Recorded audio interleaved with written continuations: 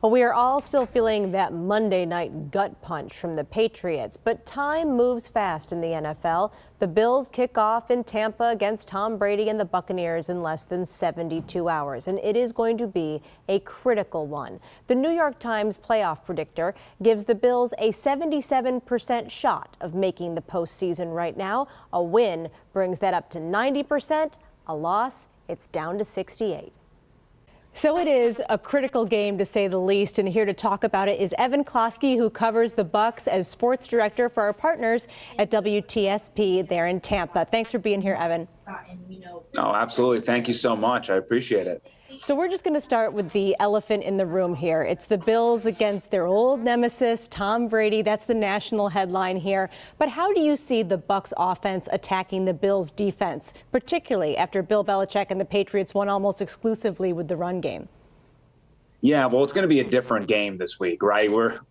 You cannot go from a bigger difference from what the weather was last weekend versus what you're going to experience this weekend. It's been beautiful down here, so a much-needed vacation for the Bills players in a desperate situation. But yeah, Tom Brady, 32-3 against Buffalo all time. That is an insane amount of dominance. But of course, it's a little bit of a different scenario this time around. Both the Buccaneers and the Bills are way better now than what the Patriots and Bills were back then.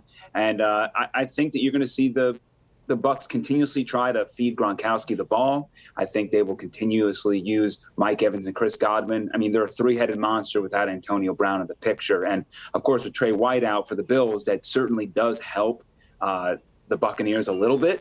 But I still believe this is a really good passing defense.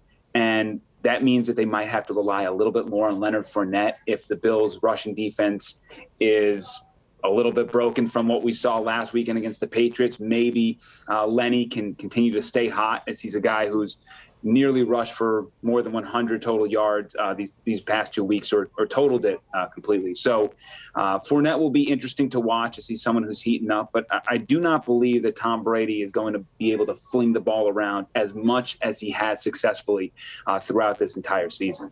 Yeah, and we look at the flip side. You've got a Buccaneers defense that's the second toughest in the league against the run, but weaker against the pass. Is there an opportunity here, do you think, for the Bills, who seem to prefer to let Josh Allen just kind of air it out?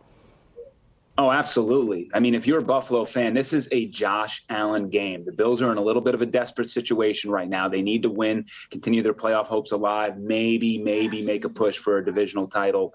And Josh Allen's going to have to lead this team to victory, because here's the thing. It's really strength versus weakness for the Bills offensively against the Bucs defensively. The Bills don't want to run the ball anyway. They're not going to be very successful with what they got cooking. So that's okay.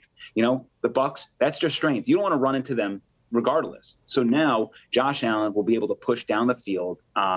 He has a bevy of options. And even though the Bucs right now are probably the healthiest they have been the entire season, I mean, week one, they were struggling with injuries already. I still believe there is a huge opportunity for Buffalo to put up points against Tampa Bay. And with Josh Allen and his elusiveness, if he can evade sacks, which is something Todd Bowles loves to do, he loves to put pressure on the quarterback, then you will see Buffalo be very successful against this Tampa Bay team.